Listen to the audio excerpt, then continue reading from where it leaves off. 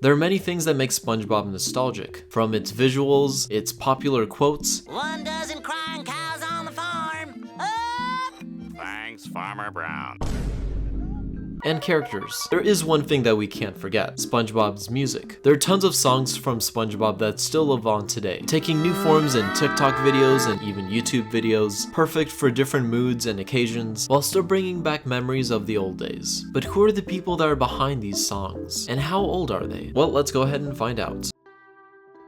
The first iconic SpongeBob song to be used was Aloha Oi by a group called George Kulokahai and his Island Serenaders. A few more of their songs would appear in SpongeBob, like Honolulu March and Hilo March. These all came from the same album in 1995 called Music of Hawaii. Help Wanted is also the episode where we hear Living in the Sunshine, Loving in the Moonlight by Tiny Tim, and we get to hear more of Tiny Tim's music in future episodes. He's also written songs for the Muppets. And before we move on, the original intro song called SpongeBob SquarePants was written by Brad Caro, who's done some stuff in the past as well. Now let's move on to some sounds that we've heard before in some TikTok videos, I'm sure. These three sounds you're about to hear come from Richard Myhill's 1992 album, Solo Instruments.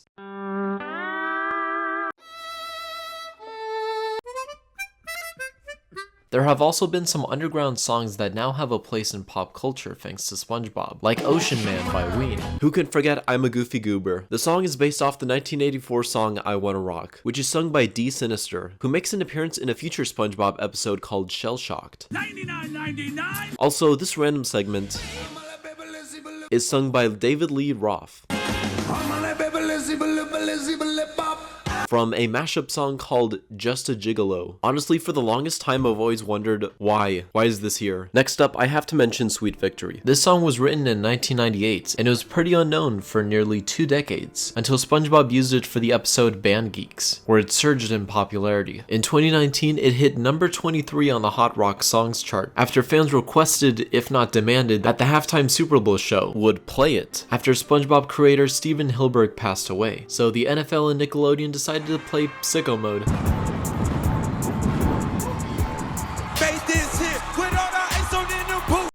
I think that had more to do with licensing at the time.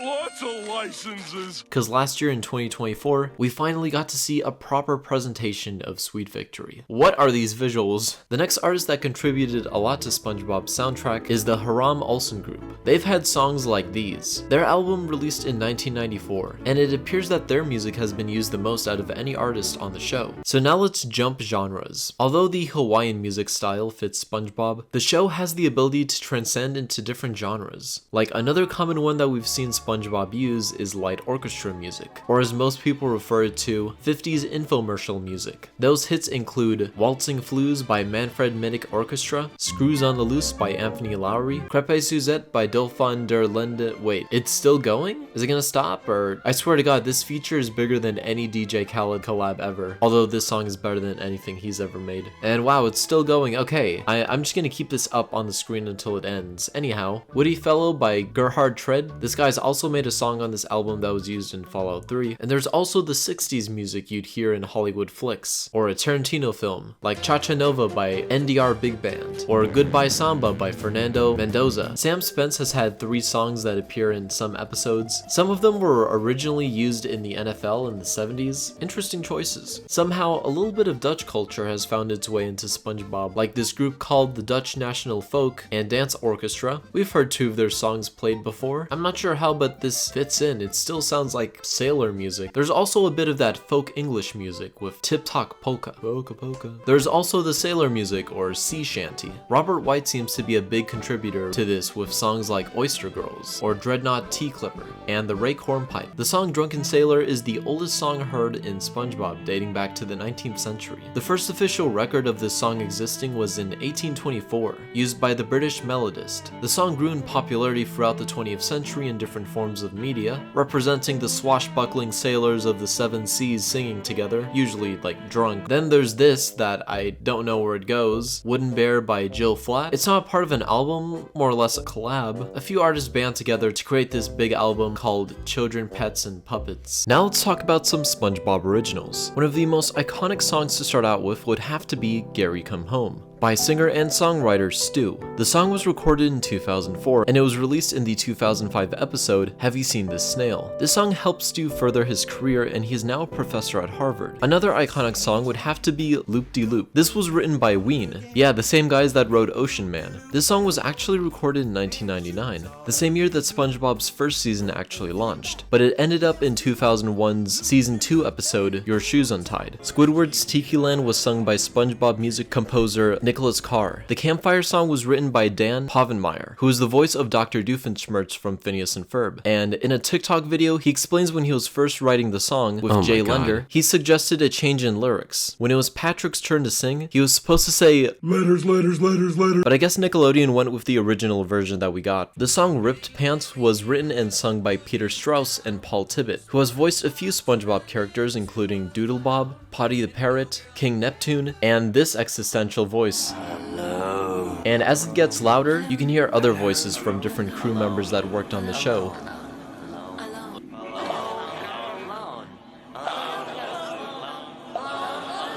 Anyhow, the music we've experienced in this show has been really unique. Like I said earlier, these songs came from different genres and cultures, and every bit of it works for this show. Nothing we've discussed feels out of place. SpongeBob really does need this music to feel more like SpongeBob. In a way, the music becomes a character of its own, functioning during different moods throughout an episode. In some cases, some of the songs are even associated with different locations and characters. And for a kids show, we don't see this happen all the time. So yeah, I guess that's all for now, and see